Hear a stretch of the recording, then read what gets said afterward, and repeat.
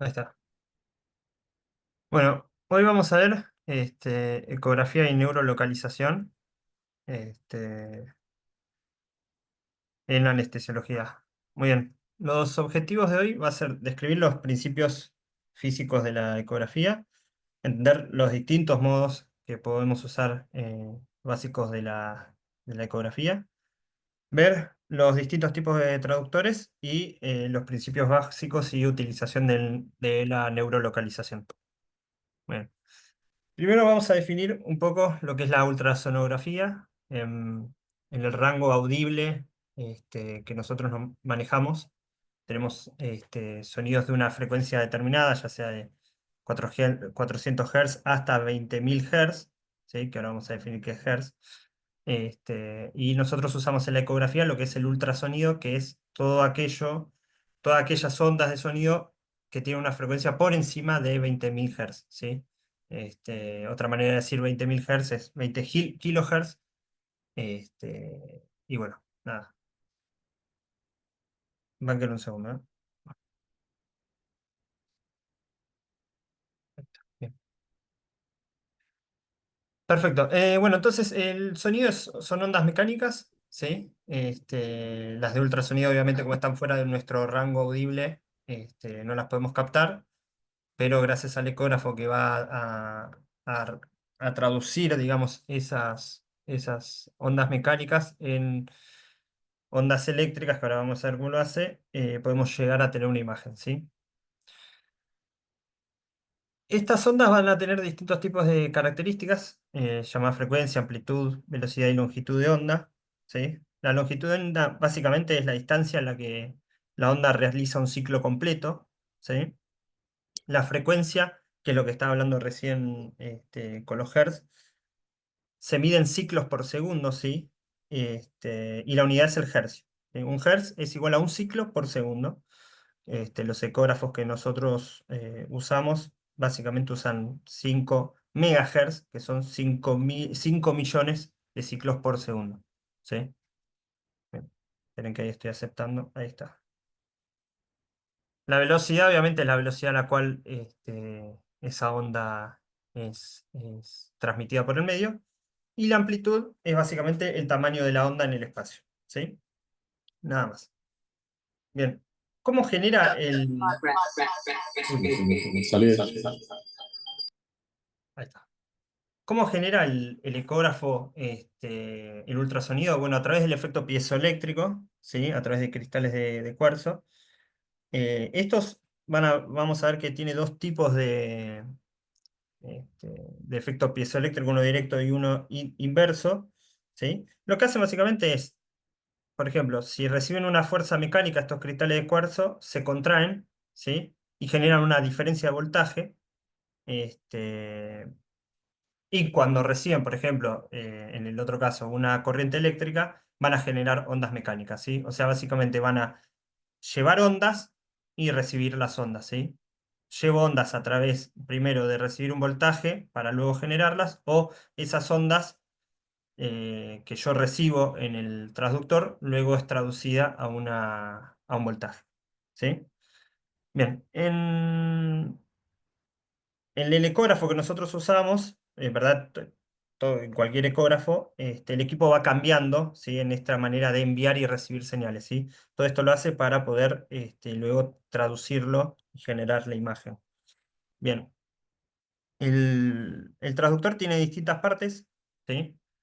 Una parte que es como la pieza detrás, donde sostiene los cristales de cuarzo, que son los cristales piezoeléctricos, ¿sí? Una parte de cerámica, que es donde van los cristales cuarzo, circonato, etcétera, ¿sí? Después tenemos una capa intermedia, que es una parte de macheo de unión, ¿sí? Que lo que hace es minimizar la reflexión de estas ondas mecánicas y suelen estar hechos de resina. Y luego, por último, unos lentes acústicos que están en la capa más superficial, ¿sí? Que lo que hacen es mejorar la dirección de esa onda de sonido, ultrasonido, perdón, y la resolución. ¿Bien? Perfecto.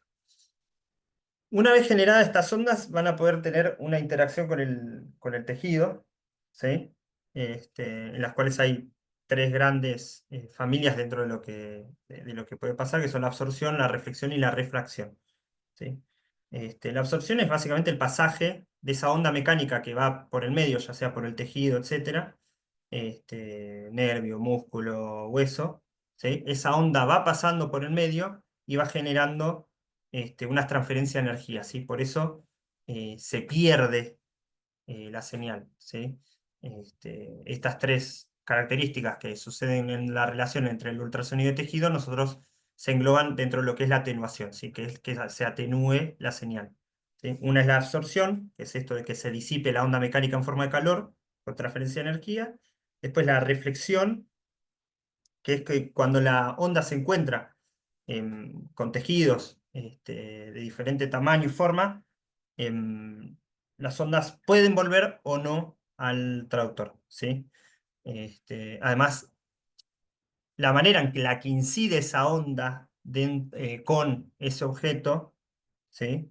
Me va a dar una repercusión en cómo esa onda va a volver, ¿sí? Si la puedo ver o no a ese objeto. Y después, por último, tenemos la refracción, que es cuando atraviesa distintas capas de tejido que tienen distinta impedancia acústica, que es básicamente la resistencia al pasaje de esa onda. este, Esa onda acústica puede seguir adelante y además hacer una refracción o rebotar en ese pase de tejido, ¿sí? De, no sé, por ejemplo, músculo a nervio y volver al transductor, ¿sí? Como los tejidos que nosotros vemos en la ecografía no son homogéneos, sino que son heterogéneos, todos estos procesos pasan todo el tiempo y la máquina, y nosotros también tenemos maneras de quizás atenuar estas atenuaciones y minimizar la pérdida de imagen. Bien. Después, hay otros tres factores también, antes de entrar al tipo de traductores, que podemos ver que hacen que la onda sonora se pueda atenuar, ¿sí? El tipo de tejido, si es más denso o menos denso, la frecuencia a la cual yo uso el transductor o el traductor que use con una frecuencia dada, ¿sí? Por ejemplo, a frecuencias más altas, la atenuación va a ser más alta, por eso todo lo que son los transductores con frecuencias altas me van a servir más para lo que es mirar superficialmente, y en cambio las frecuencias bajas son para tejidos más profundos. ¿Sí? Y también lo que me ayuda, mejor dicho, no lo que me ayuda, sino lo que me puede generar una atenuación es el simple hecho de la distancia de lo que tengo que ver, ¿sí? La estructura, si está más profundo que superficial, es seguramente que se va a ver más atenuado, ¿sí? Bien, y ahora sí, los tipos de traductores se dividen, o tienen mejor dicho, tienen características por su frecuencia, la profundidad y la aplicación que tienen, ¿sí? Tenemos el curvo, ¿sí? Que suelen ser de baja frecuencia, dentro de baja frecuencia del ultrasonido, ¿sí? 1 a 5 MHz, más o menos, y tienen muy buena profundidad, ¿sí? Después tenemos los lineales o los sectoriales también, ¿sí? Que manejan rangos también de distintos megahertz, un poco más que los curvos. Y después tenemos los endocavitarios, ¿sí? Bien. Acá tenemos un cuadro que resume básicamente los tres tipos, ¿sí? Los lineales tienen una frecuencia más alta, pero poca profundidad, ¿sí? Y la aplicación es para estudios vasculares, pleura, piel y tejidos blandos, ojos, nervios superficiales, etc. En cambio, los convexos tienen baja frecuencia, pero alta profundidad, ¿sí? Tienen más perforación. Este, y después los sectoriales, bueno, depende, si bien suelen ser de baja frecuencia, depende el lugar donde nosotros queramos ver si va a ser profundo o no. Bien, pero suelen tener alta profundidad. Bien. Después entrando un poco en los modos que tenemos de generación de imagen, el primero que vamos a ver es el modo B. Básicamente es la traducción en dos dimensiones de la señal mecánica que recibe el traductor, ¿sí? Que luego la traduce en señal eléctrica y esa señal eléctrica en píxeles para poder generar la imagen bidimensional, ¿sí? La imagen va a tener partes más blancas o más oscuras en una escala de grises, más hiperecoico o más hipoecoico, dependiendo si es más gris o más negro, más oscuro, perdón, respectivamente. ¿Sí? Además, como en este modo nosotros, porque la pantalla nosotros no vemos una imagen en verdad, nosotros estamos viendo en tiempo real un video, es porque todo el tiempo el traductor está recibiendo la señal y la está traduciendo en imágenes que luego compila en un video. ¿Sí? Bien. Después tenemos el modo M, que no es una imagen bidimensional, sino que es la representación a lo largo del tiempo de la señal que recibe el traductor. ¿Sí? Eh, Nos sirve para medir varias cosas, por ejemplo, se usa mucho en ecocardio, etcétera. Bien. Después tenemos el modo Doppler, este, que nosotros lo que hacemos con el modo Doppler es básicamente ver si nosotros asignamos un color y vemos si la estructura se acerca a nosotros o se aleja, ¿sí? Por convención, aunque se puede cambiar, rojo, si la imagen se ve roja, quiere decir que se acerca, y si ve azul, quiere decir que se aleja, ¿sí? Igualmente uno lo puede cambiar, ¿sí? Bien, ¿cómo funciona? Si nosotros la señal se acerca, ¿sí? La onda mecánica que envía el transductor rebota, por ejemplo, el glóbulo rojo que se está acercando, y como ese glóbulo rojo también se está acercando, la onda que vuelve va a aumentar su frecuencia. ¿Sí? Entonces el transductor mide ese aumento de la frecuencia de la onda que envió y le asigna un color. ¿Sí? Y si se aleja, como en este video, nosotros nos damos cuenta que si el glóbulo rojo se está alejando, lo que va a pasar con la onda sonora es que la frecuencia se alargue. ¿Sí? Este, y el mismo principio, el traductor asigna un color. Bien. Después tenemos el modo Doppler pulsado, ¿sí? Que nosotros podemos seleccionar un área y va a generar una gráfica en la cual podemos medir velocidades. Es bidimensional, ¿no? En la imagen, y en el punto concreto que nosotros queramos va a medir velocidades. Bien. Este, También tenemos otro modo más, que es el modo Doppler color. Perdón, el modo Doppler color, perdón, que lo que va a hacer es medir movimientos solamente con un solo color, o sea, no le puede asignar varias gama de colores, pero nos sirve para ver flujos más lentos. ¿Sí? Bien. Después tenemos el procesado de la imagen, que es la manera que tenemos nosotros y que en verdad que tiene el equipo para mejorar la imagen que nos está dando, ¿sí? Primero la amplificación, que es la amplitud de esa señal que le llega al transductor, puede modificarla, ¿sí? Para poder mostrarla en la pantalla. Luego tenemos la compensación por ganancia de tiempo, que es la intensidad de las ondas que vuelven de planos más profundos. Como pueden ser más débiles, yo puedo cambiar, y en verdad hay algunos ecógrafos que lo hacen automáticamente, aún así que nosotros podemos aumentar la ganancia, que es el brillo, para que se puedan ver mejor. ¿Sí? La conversión de análogo a digital lo que hace es básicamente es eliminar todo lo que sea la interferencia externa, y el postprocesado son los cálculos que hace la propia computadora para luego poder ver, este, eh, refinar la imagen para que lo que se nos muestre en la pantalla esté optimizado. ¿Sí? Es como un oso perezoso y ahí tenemos ¿eh? Mejorada la imagen. Muy bien, ahí está. Después tenemos la resolución, ¿sí? La resolución es la habilidad que tiene cualquier tipo de pantalla, ¿sí? De distinguir dos objetos como distintos, ¿sí? Cuando están cerca, ¿sí? Mientras más cerca está el objeto uno con otro y nosotros podemos distinguir que son dos, tenemos más resolución, ¿sí? HD, 1920, etc. ¿Sí? Bien, nosotros acá tenemos varios que son el axial y el lateral, ¿sí? La axial lo que va a hacer es diferenciar dos estructuras, como ven acá. No sé si se ve el puntero o no. A ver, ¿se ve el puntero? Acá está. ¿Sí? En distintos planos. ¿Sí? Este, si la frecuencia es alta, nosotros vamos a poder distinguirla, como pasa con los rectos. O si uso un transductor curvo, voy a perder un poco de esta resolución, ¿sí? Porque tiene baja frecuencia, ¿sí? Después tenemos la resolución lateral, que lo que hace es ver todo lo que sea en el mismo plano, ¿sí? No sé si ustedes no ven esto, perdón. Eh, Porque yo estoy corriéndolos a ustedes para poder indicar. Ahí está.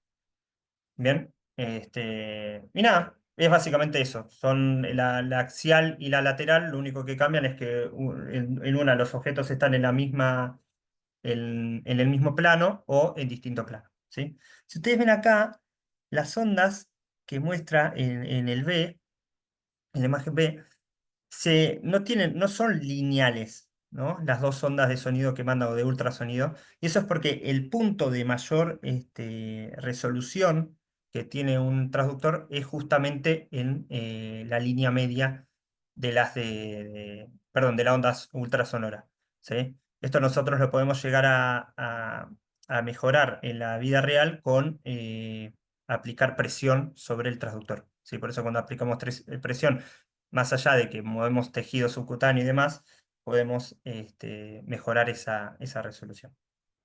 Bien, esto es algo que sucede sobre todo con los traductores curvos y no los rectos, que es la resolución lateral, perdón, la resolución temporal. ¿Sí? ¿Por qué digo esto? Porque vos podés tener a veces lo que pasa es que usando un transductor curvo, la imagen se vuelve más lenta, ¿sí? Y eso es porque como tiene más profundidad y menor frecuencia, la imagen mostrada en la pantalla no reacciona tan rápido a los cambios que yo puedo hacer con el transductor con la mano, ¿sí? Los pequeños cambios que yo hago en la imagen van a tener un retraso para mostrarse en la pantalla, ¿sí? Entonces nosotros tenemos esto se llama frames per second, ¿sí? Que es lo que muestra la pantalla, y podemos tener en los lineales, vamos a tener más cercano a 60 FPS o a 30, y en los curvos se nos va a ir un poco más lento, ¿sí? Los frames que me pueda mostrar la pantalla. Aún así, los nuevos tienen un sistema de procesado que anula este enlantecimiento. Bien. Después nosotros podemos optimizar la imagen, ¿sí? Como el Vortex, optimizar las maniobras. Y esto básicamente es para mejorar la imagen que yo puedo llegar a tener. Primero y principal, elegir el transductor correcto. ¿Sí? Si yo sé que voy a ir profundo, me puedo ayudar con la elección de un traductor profundo. Y si yo quiero ver estructuras superficiales y más pequeñas y necesito alta resolución, quizás con un recto voy a estar mucho más cómodo. ¿Sí? Nosotros podemos modificar la ganancia, ¿sí? Que básicamente es el brillo, no es que hay algo más raro. Es más, el brillo y algunos automáticamente mejoran el contraste también, ¿sí? Un poco, no tanto, pero mejoran los dos parámetros a la vez, ¿sí? Entonces, para una estructura que yo quiera ver, puedo subir o bajar el brillo o la ganancia y voy a poder mejorar la imagen, ¿sí? También la frecuencia del transductor, ¿sí? Eso ya redundante con elegir el traductor correcto, pero bueno, elegir la frecuencia que yo me quede más cómodo para ver esa imagen, ¿sí? Y luego la profundidad, ¿sí? Siempre lo mejor es que la estructura que vamos a ver esté en el centro, para dar profundidad, y luego puedo setearlo ya sea eligiendo un transductor o mismo en el ecógrafo, ¿bien? Los movimientos que puede tener el transductor son presión, sliding, rotación y tilt, ¿sí? La presión, básicamente lo que hago es acortar la distancia entre el transductor y el objetivo, ¿sí? También lo podemos usar para identificar venas, pero bueno, no hay que presionar demasiado tampoco. Eso me puede alterar la anatomía y demás. El sliding, que me sirve para centralizar esa imagen, ¿sí? La rotación, que es para identificar cualquier estructura en distintos planos, por ejemplo, la aguja que voy a meter para poder hacer, por ejemplo, el bloqueo. Y el tilt, que es sobre el eje vertical propio del transductor, que me sirve sobre todo y muchísimo para ver la punta de la aguja. ¿Sí? Bien. Después acá tenemos los botones, ¿sí? Del ecógrafo, que parece así como un volante de Fórmula 1, pero después nos damos cuenta que es un poco más simple, nada más que tiene todo un teclado. Agradecemos al doctor Higuera. Y acá tenemos el panel de arriba. Estos son todos botones que están diseñados para poder seleccionar en la pantalla las opciones, ¿sí? Después acá a la izquierda en las perillas tenemos la ganancia, ya sea lateral o de profundidad, o puedo modificar todo entero, ¿sí? Ya sea la lateral y la de profundidad. Después tenemos acá los modos, el modo M, el modo Doppler, el modo color o 2D o el modo B, ¿sí? Para poder analizar la imagen directamente. Las profundidades, ¿sí? El teclado para introducir datos, y etcétera. Examen, que me sirve sobre todo para poner los preseteos que tienen, o las ventanas ecográficas que ya tiene el ecógrafo guardadas. Clip para grabar, ¿sí? Podemos tomar imágenes también. Y el calibre para poder seleccionar una parte de la imagen, ¿sí? Y bueno, después utilizar para medir Doppler o color, etcétera. Bien. Y acá al costadito estaría el USB también para poder sacar la info que nosotros hayamos guardado. Ah, y acá está, como ven, el traductor recto que nosotros tenemos que va de 10 a 5 MHz. ¿Sí? Bien, perfecto. Ahora, en cuanto a la neurolocalización, nada, hay tres principios básicos que podemos ver, que es la ley de Ohm, la ley de Coulomb y la relación de nervio-aguja para entender por qué, cómo podemos llegar a, este, o sea, por qué los principios básicos de la neurolocalización me sirven en eco. Bien, en principio antes no existía la ultrasonografía, entonces vos podías ubicar el nervio a través de ver, aplicando una corriente eléctrica, si había estímulo o no. ¿Sí? Si vos no tenés eco, lo que se hace básicamente es aplicar una corriente eléctrica de X amperaje, 1,5 miliamperes, 2 miliamperes tranquilamente, e ir ingresando la aguja y bajando la intensidad de esa corriente, ¿sí? Viendo la respuesta motora que tenga en un nervio dado. ¿Sí? Esto tiene un límite, ¿sí? Que es el contacto del nervio con la aguja, ¿sí? O la aguja con el nervio. Ahí es donde me tengo que detener, retroceder un poco y manejar otros miliamperes, ¿sí? Se dice que de 0,5 miliamperes para abajo, en la cercanía del nervio, sería el límite para no tener respuesta motora y saber que ya no tengo contacto. Ahora bien, si yo tengo contacto con menores corrientes, quiere decir que seguramente estoy en contacto o estoy dentro del nervio y me tengo que retirar, ¿sí? Para no generar lesión. Bien, para entenderlo, acá tenemos la ley de Ohm, ¿sí? Que es el triangulito que todos sabemos. Voltaje es igual a intensidad por resistencia, o intensidad es igual a voltaje sobre resistencia, o resistencia es igual a voltaje sobre intensidad. ¿Para qué me sirve esto? Para entender que básicamente la corriente que yo estoy dando va a depender mucho también de la resistencia que tenga el tejido, porque no es un tejido homogéneo, ¿sí? Tengo distintas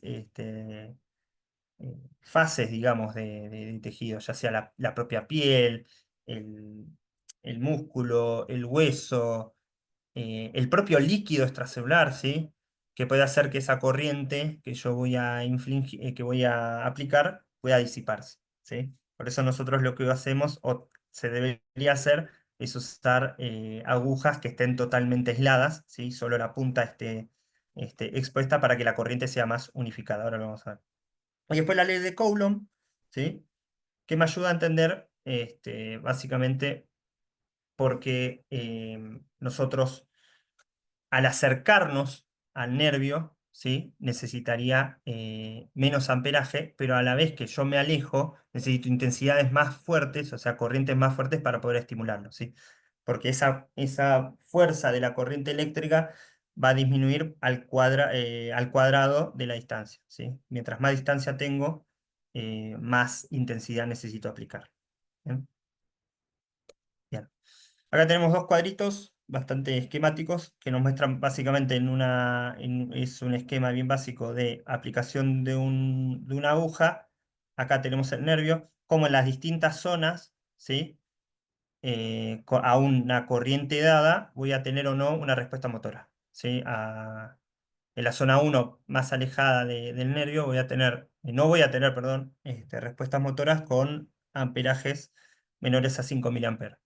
Después en la zona 2 con amperajes mayores a 1 miliamper, voy a tener una respuesta motora, pero después, en la zona 3 ya cercano al nervio, puedo llegar a tener respuesta motora con valores mayores a 0,3, ¿sí? Pero no menores. Entonces yo, si tengo seteado este, que 0,3 sea mi límite para poder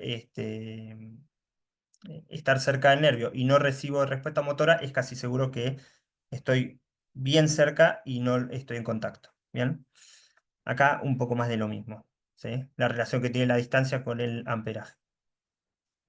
Acá, nada, distintos ejemplos de cómo la aguja, ¿sí? Si está o no aislada, me va a generar una respuesta motora, ya sea en la distancia y la cantidad de corriente que tengo, ¿sí? Que se mide en miliamperes.